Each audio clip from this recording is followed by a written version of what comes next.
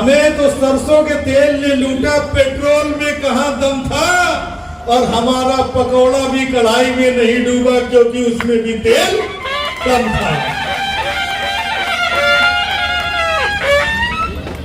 आप देखेंगे महंगाई की कोई बात नहीं कर रहा है, बेरोजगारी की कोई बात नहीं कर रहा है।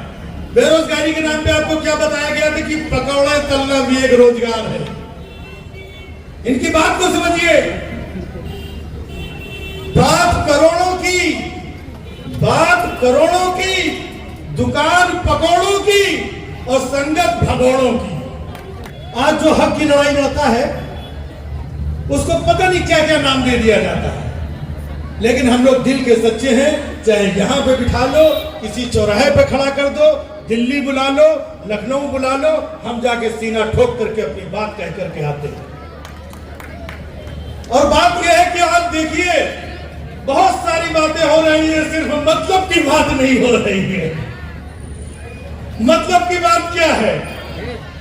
आज देखिए कोई आता है, बटोगे तो कटोगे, ऐसा है तो वैसा है, वैसा है तो वैसा होगा। कोई महंगाई की बात करता है? इतने चुनाव में किसी ने महंगाई की बात की हो? शिक्षा की बात कोई करता है? कर ही नहीं रहा है। स्वास्थ्य की बात कोई करता है? करते ही नहीं है।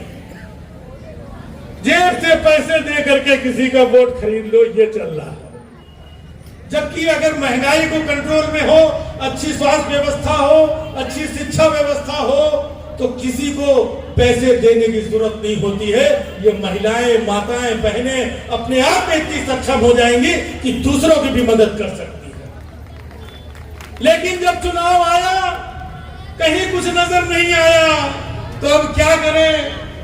देखा होगा ना, बचपन में भाई बहन जब होते हैं तो बहन की नजर हमेशा तेज होती है, भाई की हर गतिविधियों में बहन की नजर होती है। जैसे भाई किधर छोटा सा भी नाटक करता है, बहन तुरंत देखती है, बोलती पापा को बताती मैं। तो भाई क्या करता है? बहन को बोलता है, अरे बहन पापा को मत बताना, एक काम कर तू 100 रुपए रख ले। करते हैं ना भाई बहन? तो जब इनका टाइम निकल गया, अभी पब्लिक को क्या बताएंगे? तो लड़की बहना ये खैर 1500 रुपए ठेवा दूंगी, हम क्या करें?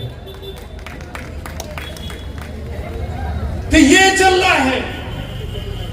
1500 रुपए एक तो हमको बहन मिली, थोड़ा जी थोड़ा भड़की हुई थी, बोलती है ऐसा नहीं चलेगा। मैं बोला कैसा नहीं चलेगा? ये बोलते 1500 रुपए। हमने कहा मिला नहीं मिला, बरोबर मिला। फिर मैं बोला भड़की क्यों है? बोली कि खुद के लिए 50 खो के अब मेरे में सिर्फ 1500 में चुनाव आने तो मैं बराबर बताएगी इनको। तो हमारी बहनें भी जागरूक है और मामला इतना सब कुछ चल रहा है। आप देखिए, नवाब कहने के नवाब है, बाकी आप सबको पता है जिन नवाब को जिनने उठा करके अंदर डाला, उन्हीं के गोद में जाके फिर बैठ गए। आप सोचो चल क्या रहा है गड़बड़ थाना जिनके खिलाफ। अच्छा, उन्होंने बैठाल भी लिया, अपनी गोद में बैठाल भी लिया, जो कहते हैं कि परिवारवाद नहीं चलेगा, परिवारवाद। उन्होंने अपनी गोद में बैठाला इनको, इन्होंने अपने परिवार से एक मुर्गी निकाली और आके भी इनको छोड़ दिया। तो परिवारवाद भी चल रहा है। जिनके ऊपर उन्होंने घोटाले का आरोप लगाया, भ्रष्टाचार का आरोप लगाया, उन्हीं को अपनी गोदी में भी डाल लिया। तो ये चल क्या रहा है? बहुत कंफ्यूजन चल रहा है। इस कंफ्यूजन को क्लियर करने का वक्त आया है। अब मौका है कि 2 नंबर पे ये जो तुतूरी है ना, 2 नंबर पे वोट डाल करके ये बाकी के जो 9 नंबर के लोग हैं, जितने भी 2 नंबर के लोग हैं, उनका काम खत्म करना है। और फहद के बारे में हम लोग चूंकि जानते हैं, अपना भाई है, कितना जुझारू है, कितना लोगों के लिए सोचता है, बच्चियों के लिए सोचता है, बहनों के लिए सोचता है, सड़कों पर कितना संघर्ष करके यहां तक पहुंचा है। उसके दिल में आपके लिए, लोगों के लिए एक चिंता है, एक दर्द है। मैं ऐसे नहीं आया हूं। मैंने जब देखा और मुझे खुशी हुई कि ऐसे बहुत जैसे लोग अगर चुन करके जब आते हैं तो आपके क्षेत्र का, आपके बच्चों का, आपके समाज का कितना उत्थान होगा। ये मौका मिला है और कम से कम उन लोगों को जवाब देने का मौका मिला है जो इतने साल तक सिर्फ झूठ और भ्रम फैलाए हुए थे। मैंने बताया ना, महंगाई की कोई बात ही नहीं कर रहा। एक लाइन बोल रहा हूं, समझ में आए महंगाई के बारे में तो आप बोलना कि हमें पेट्रोल महंगा, डीजल महंगा, खाने वाला तेल महंगा, दूध महंगा, क्या क्या दही में टैक्स लग गया कि हमें तो सरसों के तेल ने लूटा, हमें तो सरसों के तेल ने लूटा, पेट्रोल में कहां दम था, और हमारा पकौड़ा भी कढ़ाई में नहीं डूबा क्योंकि उसमें भी तेल कम था। आप देखेंगे महंगाई की कोई बात नहीं कर रहा है, बेरोजगारी की कोई बात नहीं कर रहा है। बेरोजगारी के नाम पे आपको क्या बताया गया था कि पकौड़ा तलना भी एक रोजगार है। इनकी बात को समझिए। बात करोड़ों की, दुकान पकौड़ों की और संगत भगोड़ों की।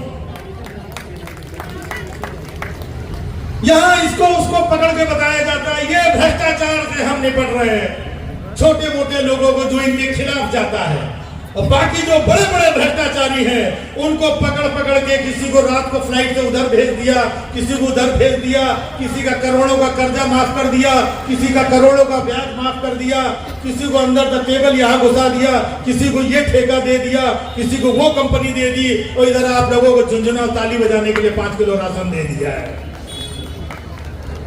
तो अब आपको समझने की जरूरत है कि आपकी जिंदगी में बदलाव कौन ला सकता है।